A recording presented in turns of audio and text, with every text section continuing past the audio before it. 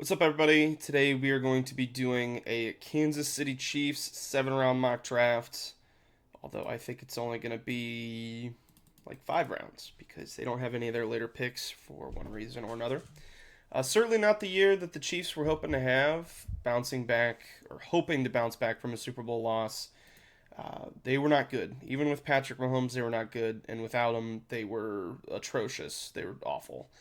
Um, which landed them the ninth overall pick. So if you can hit on some of the other picks, and get Mahomes back healthy, then maybe you'd be back in the swing of things for next season.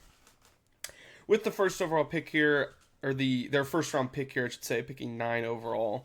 I know a lot of the mocks probably has Jeremiah Love going here, which would be amazing. In this case, he doesn't make it to us, so we work with what we are given.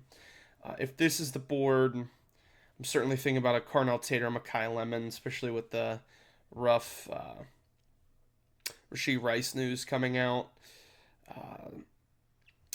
Hollywood Brown's getting older. Juju Smith-Schuster's a free agent.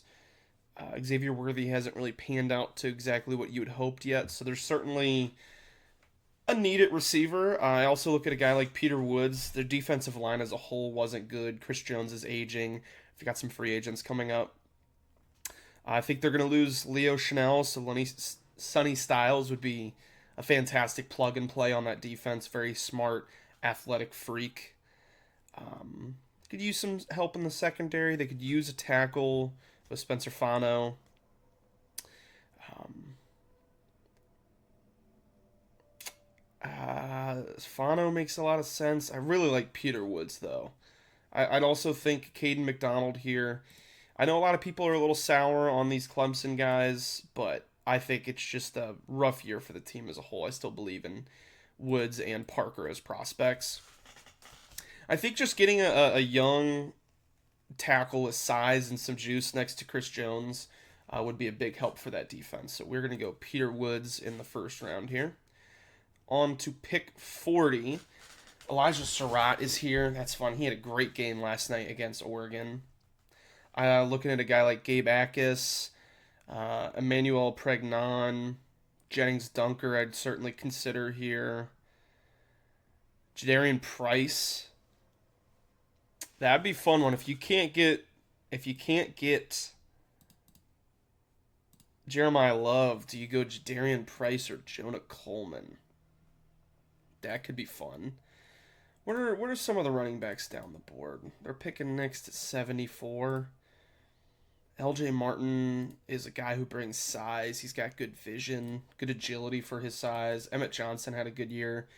Seth McGowan kind of brings some juice to the backfield. Nick Singleton, great pass catcher. Do I like Price or Coleman better than Surratt or Gabe Akis? I think is a really solid player out of Illinois. They need defensive line help. Or Pregnon, man. Pregnon had a phenomenal year. Great pass blocker.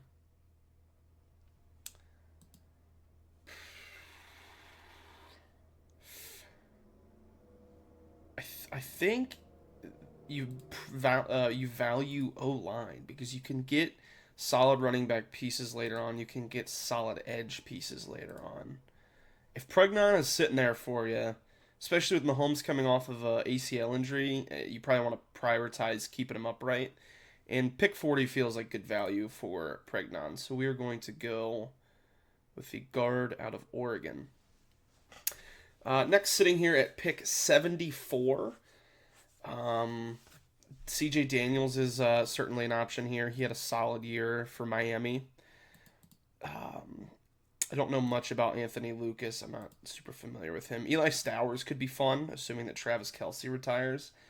That feels more like a luxury pick. Derek Moore could be good here. You could go tackle as well. Skylar Bell, man. I just don't think he'll be here. Like I said in my Raiders video, the NFL values guys who can get open, and he can get open. LJ Martin is here. I don't love him. The D line just needs help. Derek Moore brings size. He had a fantastic year on the edge. He's a little bit of an older prospect, but the defensive line was just bad. It was just really bad. I like him over Stowers. I like him over Bell, even if Bell was here. I think you could get some quality receivers. I think we're starting to hit a bit of a drop off. I think Derek Moore is pretty clearly in a tier above guys like Dennis Sutton, Jayshon Barn, Kenyatta Jackson. I think you could get some solid receivers. LJ Martin's interesting here because their running backs have just been so bad. But I'm gonna roll with Derek Moore. Beef up that defensive line, make it a focal point, give Spags some guys. I mean, come on. Big Christmas is himself, Justin Jolly. Oh, if he's there, how do you not take him? Zachariah Branch would be good too. I think he's going to start moving up some boards. He had a really good bounce back year after being bad with USC. Let's try and say, yeah, he's already on his way up. I wouldn't be shocked if he ends up being a top 100 player. Marlon Klein, new to football. The grades aren't great, but just an athletic freak. I don't know if he even played high school football. He came over from Germany, I believe. Here's where a Katron Allen would make sense.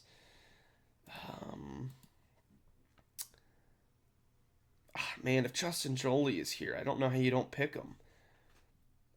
I think I like him better as a prospect than Zachariah Branch is good, but just being able to pass the torch directly from Kelsey to Jolie would be really nice. I think that's what we're going to do. I think Chiefs would be ecstatic if they had him fall into their lap. This is what I'm talking about, waiting. I don't know for sure that Justice Haynes is in the draft, but if he is in the draft, he might go earlier than this. He's a guy that just brings electricity. He's a smart runner who just has home run hitting ability. And that Chiefs run game really lacked this year. And I don't see anybody who I'd pick. A Tanner Koziel if we didn't take Justin Jolie. Yeah, this is Justice Haynes. Slam dunk home run. Justice Haynes is the pick there. With pick 176, I'd like to get a secondary piece. You've kind of built up the defensive line and then gotten some pieces on offense. I don't love their secondary. I know it's not listed as a need, but I just didn't perform the way I expected it to. They kind of always seem like they have, capable players that play well inside of that Spagnuolo scheme, but this year just didn't feel the same. The issue is, I don't know who's here right now. I don't think Jermaine Matthews will declare. He shouldn't declare. He did not play good this year. I witnessed it firsthand. He stunk. Not really familiar with many of these names. 61205. Yeah, I'm not super familiar with some of these names other than Bud Clark, but I always go with Bud Clark. He's always my late round defensive back pick, so we got to go someone else. Is there any other position here that makes sense? Are there any receivers? Not really. Any linebackers? Developmental guys? Aiden Fisher could be interesting. It's definitely on the smaller size, but a smaller side. I think you go secondary. PFF has... Oh, damn it. I'm fumbling. PFF has Isaiah Nwokobia, not a clue, as their highest ranked one. I'm not super familiar with him, but I can't just keep picking Bud Clark every time that we need a late round secondary piece. Not every team's going to be able to draft Bud Clark. So, yeah, I don't know much about him. Good run defense grade. Had better seasons before. He's got good size for a safety. Maybe you want to put a little bit of pounds, but can't hurt to help out the back end depth pieces, developmental pieces. That is the end of the draft for the Kansas City Chiefs. A lot quicker than some of the previous ones. The Raiders had a ton of picks. The Steelers had a ton of picks.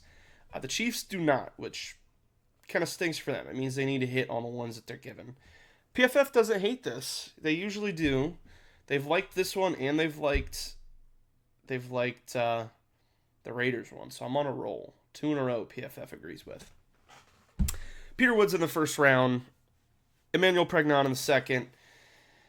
Derek Moore in the third, Jolie in the fourth, Justice Haynes in the fifth, and then safety out of SMU at the back end of the fifth. I think this addresses the defensive line, which was just a major disappointment this last year. Gives you a nice guard. You could plug and play right away. Shouldn't need to sit him. Justin Jolie is just a fun pick, man. If you're moving on from Travis Kelce, whether he retires or whatever he ends up deciding to do, Justin Jolie is a great receiving tight end. Are you going to ask him to put his hand in the dirt and block down on a defensive end? No. Can he block receivers? Yeah, think of Jonnu Smith. He's got size. Key block receivers. Key block cornerbacks. Think of Jonnu Smith. He's got size, but he's freakishly athletic, good hands. I wish he were a little bit better after the catch, but he at least has the sensibility to turn and get upfield. Justice Haynes, home run hitter, brings some juice to a backfield that significantly lacked it. And then, like I said, with the safety out of SMU, just a depth piece late in the draft. Let me know what you guys think. Any picks you would have made differently? Any guys you think fit good with the Chiefs? If you liked the video, make sure you hit the like button, subscribe. I'm going to keep doing this draft content until the draft comes here in April, and then after that, we'll kind of figure it out from there. But thanks for watching.